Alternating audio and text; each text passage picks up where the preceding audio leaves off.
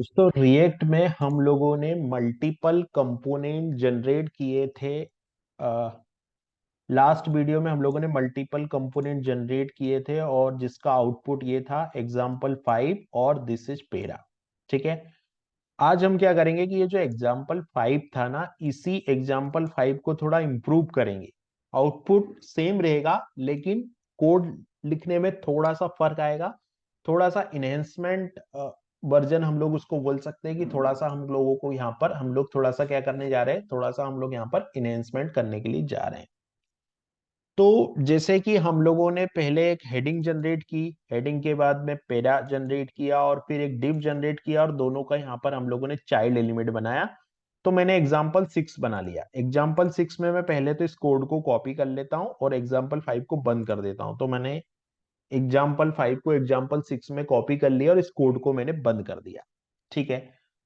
अब ये जो फंक्शन है, देखो रेंडर फंक्शन तो सेम रहेगा, है ना। अब हम लोग इसको मैं कमेंट कर देता हूं। इन तीनों लाइन को मैंने यहां पर कमेंट कर दिया। ठीक है। अब हम लोग इस तीनों लाइन के जो कोड है इसको थोड़ा सा बेटर वे में करने के लिए जा रहे हैं। तो मैंने लिखा लेट डिव, क्योंकि ये डिव हमको बनाना था। तो मैंने लिखा यहां पर लेट डिव, और let div is equal to, मैंने यहां पे लिखा React React dot create element. ये मैंने रिएक्ट डॉट क्रिएट एलिमेंट लिख दिया, सिंपल, सेमीकोलन लगाया। अब मैं क्या करूंगा, इसके अंदर सारे एलिमेंट को मुझे क्रिएट करना है। ठीक है। तो रिएक्ट डॉट क्रिएट एलिमेंट, सबसे पहले मेरे को बनाना है डिव। तो मैंने डिव बनाया। डिव के बाद यहां पर कुछ नहीं करना है तो मैंने नल कर दिया। इसको मैं नेक्स्ट लाइन में ले लेता हूं, वो ज्यादा सही होगा। यहां पे भी नल। अब इस डिव के अंदर जो आउटपुट था वो कुछ ऐसा था कि ये जो डिव था ना, इस डिव के अंदर, मतलब ये वाला डिव है, ये मेन डिव है, और मेन डिव के बाद जो आउटपुट है वो कुछ ऐसा है, ये मेन डिव है। और इस मेन डिव के अंदर एक टैग h1 है जिसमें लिखा हुआ है एग्जाम्पल 5, तो ये एग्जाम्पल 6 हो जाएगा। और h1 के बाद में एक पैराग्राफ है जिसमें लिखा हुआ है दिस इज पेरा। तो हम लोग ये वाला मेन डिव, ये डिव हमारा बन गया, ये मेन डिव हमारा बन गया। अब इसके अंदर दो चाइल्ड एलिमेंट बना के हमको इस डिव के अंदर अपेंड करने हैं। तो वो कैसे बनेंगे उसको देखने के लिए हम लोग यहां पर आता हूं मैं, और मैं बनाता हूं दूसरा चाइल्ड एलिमेंट। तो यहां से ये यहां जाता हूं कॉमा और यहां सेव कर देता हूं इसको, सिंपल। हाँ। अब यहां पर मैं क्या करता हूं, कॉमा लगाने के बाद ये जो है यहां पर मैं ये हेडिंग अलग से नई वेरिएबल में लिख के पूरा का पूरा हेडर ये क्रिएट कर देता हूं। तो मैं कॉपी करता हूं, यहां कॉमा करता हूं, यहां जाता हूं और यहां 6 कर देता हूं, सिंपल। ये हो गया।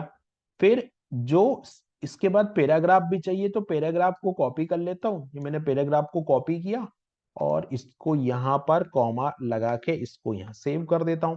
तो ये बन गया मेरा। अब इस आउटपुट को मैं रन करता हूं, यहां से मेरे को रिटर्न डिव करना है, तो रिटर्न डिव। अब ये एग्जाम्पल 6 को मैं ओपन विथ लाइव सर्वर करता हूं, तो देखो एग्जाम्पल 5 और एग्जाम्पल 6 का आउटपुट एकदम सेम है, आउटपुट में कोई चेंज नहीं है। लेकिन थोड़ा सा यहां पर कोड लिखने का जो तरीका है वो मैंने चेंज कर दिया है, थोड़ा सा बेटर फॉर्मेटिंग तरीके से इस काम को कर दिया। अब एग्जाम्पल 7 है, तो एग्जाम्पल 7 में मुझे क्या करना है, एग्जाम्पल 7 का जो आउटपुट है ना, एग्जाम्पल 7 में मेरे को जो आउटपुट है वो कुछ इस तरीके से लाना है। पहले हम लोग आउटपुट स्क्रीन को इमेजिंग करते हैं कि किस तरीके से आउटपुट आएगा। ठीक है। तो एग्जाम्पल 7 जो मैं बनाने के लिए जा रहा हूं, उस एग्जाम्पल 7 में हमको यहां पर कुछ ऐसा करना है। सबसे पहले मैं एक आउटपुट स्क्रीन डिजाइन करता हूं। ठीक है। तो मान लो ये हमारी आउटपुट स्क्रीन है। इस आउटपुट स्क्रीन के अंदर यहां पर एक डिव आना चाहिए। ठीक है। ये एक डिव आएगा और इस डिव के अंदर आएगा एक टेक्स्ट। मान लीजिए टेक्स्ट आया व्हाट इज रिएक्ट, ये व्हाट इज रिएक्ट ये टेक्स्ट आ गया, और टेक्स्ट के अंदर फिर आना चाहिए एक पैराग्राफ। कुछ इस तरीके से करना, जैसे हमने उधर H1 लिया था, वहां पर H1 नहीं चाहिए हमको, यहाँ पर H1 नहीं चाहिए। यहां पर हमको div के अंदर डायरेक्ट टेक्स्ट चाहिए, कोई h1 नहीं चाहिए। तो ये है हमारा आउटपुट स्क्रीन। अब इसको डिजाइन करते हैं हम लोग। तो सबसे पहले तो हम क्या करेंगे, एज यूजुअल इस पूरे कोड को कॉपी करके यहाँ ले आएंगे और यहाँ पेस्ट कर देंगे। रेंडर एलिमेंट सेम रहेगा, क्योंकि रेंडर एलिमेंट में एक वो फंक्शन पास करना होता है जो कंपोनेंट को रेंडर करता है, जो कि myapp है, और दूसरा वो रूट एलिमेंट पास करना होता है जिसमें कोड को कनकेनेट करना है। तो रेंडर एलिमेंट तो एकदम सेम रहेगा। तो रेंडर फंक्शन में तो कोई चेंज नहीं करना है, myapp फंक्शन में हमको चेंज करना है, तो हम लोग myapp फंक्शन में चेंज करते हैं। तो myapp फंक्शन में चेंज करने के लिए हम लोग सबसे पहले तो इस पूरे एलिमेंट को डिजाइन कर लेते हैं। कहने का मतलब ये है मेरा कि जो हमारा myapp वाला फंक्शन है ना, इस फंक्शन में हम लोग div, जैसे हम लोगों ने यहां पर क्या लिया था, यहां पर हम लोगों ने div लिया था, और div के यहां पर हम लोगों ने div लिया था, तो इसमें भी div आएगा। लेकिन div के बाद यहां पर हम लोगों ने h1 और पेरा लिया था। अब इसमें हमको क्या करना है, तो यहां पर मैं पहले पहले इन दोनों कंपोनेंट को डिजाइन कर लूंगा, क्योंकि जो आउटपुट स्क्रीन है ना, वो कुछ ऐसी आएगी। पहले तो ये मान लो ये स्क्रीन है, ये कुछ, ये मान लो ये स्क्रीन है, तो इस स्क्रीन में सबसे पहले यहाँ पर टेक्स्ट आएगा, और टेक्स्ट के नीचे यहाँ पे पेरा आएगा। तो पहले हम लोग ये टेक्स्ट और पेरा, सबसे पहले हम लोग पैराग्राफ को डिजाइन कर लेंगे, और फिर इस पैराग्राफ को हम लोग कन्केनेट कर देंगे डिव के अंदर। तो इसको किस तरीके से करना है देखते हैं हम लोग, ठीक है। तो यहां पे हम लोग पहले इस फंक्शन को मैं पूरा मिटा दे रहा हूं, ठीक है।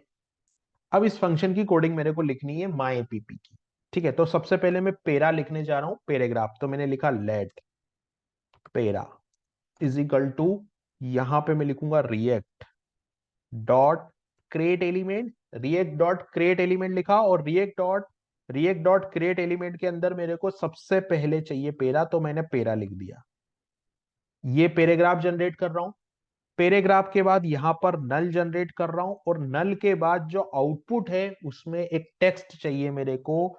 तो वो टेक्स्ट मान लो मैंने लिख दिया कि React is a component based library. तो मैंने यहां पर react is a component based library ये कर दिया, सिंपल। तो ये इससे पैराग्राफ जनरेट हो गया, ये इससे जो है वो पैराग्राफ जनरेट हो गया। अब पैराग्राफ तो जनरेट हो गया, लेकिन एक एलिमेंट और जनरेट करना है मेरे को। तो ये तो फंक्शन है मेरा, और जो दूसरा एलिमेंट जनरेट करना है वो div जनरेट करना है। तो मैंने लिखा let div is equal to React dot create element, और क्रिएट एलिमेंट में यहां पे लिख दूंगा मैं div, और div के बाद यहां पे लिख दूंगा नल, और नल के बाद यहां पे लिख दूंगा मैं क्या, व्हाट इज रिएक्ट। और यहां पे जो पेरा है इसको मेरे को बनाना है चाइल्ड एलिमेंट। तो ये डिव जनरेट होगी। अब क्या करना है, अब कुछ नहीं करना, यहां से मेरे को रिटर्न डिव कर देना है। तो मैंने यहां पे रिटर्न डिव कर दिया। तो ये पैराग्राफ जनरेट हुआ, और इसका आउटपुट देखते हैं। तो मैं इसको ओपन विथ लाइव सर्वर करता हूं। जैसे ही मैं ओपन विथ लाइव सर्वर करूंगा, तो आया व्हाट इज रिएक्ट। तो React is a component based library. अब इसको हम इंस्पेक्ट एलिमेंट करते हैं, और इंस्पेक्ट एलिमेंट करने के बाद हम देखते हैं, तो एक डिव आएगा, डिव के अंदर पेरा आएगा, और डिव के अंदर एक टेक्स्ट आएगा, सिंपल। तो इस तरीके से भी हम लोग कंपोनेंट को जनरेट कर सकते हैं, ठीक है। इस तरीके से भी कंपोनेंट जो है वो जनरेट हो सकता है। अब इसमें थोड़ा सा और इन्हेंसमेंट अगर ऐसा किया जाए कि अब इस कोड को भी इंप्रूव कर सकते हैं, तो वो करते हैं हम लोग। तो इसी को मैं सेवस करता हूं। तो मैंने इसको सेवस किया, और सेवस करने के बाद में यहां पे एग्जाम्पल 8 कर दिया, ठीक है। अब एग्जाम्पल 8 में हम लोग क्या करते हैं, ये जो myapp कोड है इसको मैं हटाता हूं, myapp कोड को। और यहां पर myapp कोड में सबसे पहले मैं क्या करता हूं, मैं लिखता हूं लेट डिव। इसको कुछ इस तरीके से करते हैं, let div is equal to, यहां पर मैं लिखता हूं रिएक्ट डॉट क्रिएट एलिमेंट, और रिएक्ट डॉट क्रिएट एलिमेंट के बाद यहां पर सबसे पहले मेरे को डिव चाहिए होता है। तो मैंने लिख दिया डिव, और डिव के बाद ये मैंने लिख दिया नल, सिंपल। नल के बाद यहां पर लिखेंगे हम वो टेक्स्ट जो हमको चाहिए, जैसे कि ये वाला टेक्स्ट चाहिए, तो ये वाला टेक्स्ट कॉपी करता हूं मैं और ये टेक्स्ट यहां लिख देता हूं। ठीक है, टेक्स्ट कॉपी किया, टेक्स्ट यहां लिख दिया। अब जो नेक्स्ट कॉमा, इसके बाद क्या चाहिए, इसके बाद पैराग्राफ चाहिए, तो पैराग्राफ बनाने का पूरा कोड वो लिख देता हूं मैं।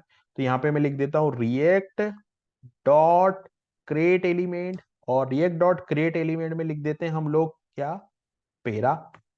और पेरा के बाद पेरा कॉमा नल, पेरा कॉमा नल, और यहां पर पैराग्राफ के बाद जो टेक्स्ट था वो, तो पैराग्राफ के बाद क्या टेक्स्ट था, तो टेक्स्ट था कि React is a component based library. तो React is a component based library, ये यहां लिख देते हैं और इसको सेव कर देता हूं। अब मैं इसको सेव करूंगा और आप देखोगे कुछ इस तरीके से बन गया।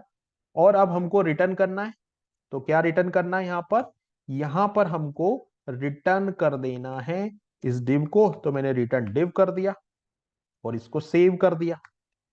ठीक है, तो और अब इसको रन करता हूं तो मैं ओपन विथ लाइव सर्वर कर देता हूं यहां पर। तो ये जो कोड है वो रिटर्न हो गया। अब इसमें एक चीज और कर सकते हैं कि ये रिटर्न डिव यहां जो लिखा है ना, इसको यहां से हटा के डायरेक्ट यहां पर ही हम लोग रिटर्न लिख सकते हैं। ठीक है, सेव करते हैं, क्या होता है, तो यहां पर सेम रिजल्ट है। तो इस तरीके से ये पूरा स्ट्रक्चर डिजाइन हो जाता है।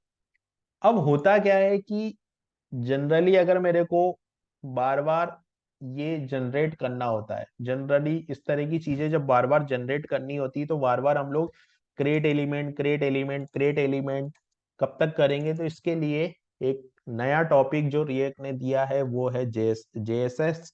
तो अभी हम लोग फिर उसके बाद जो नेक्स्ट टॉपिक लेंगे वो जेएसएक्स लेंगे। वो हमारा काम बहुत हद तक इजी कर देगा, ये जो फॉर्मेटिंग है इस काम को काफी हद तक इजी बना देगा।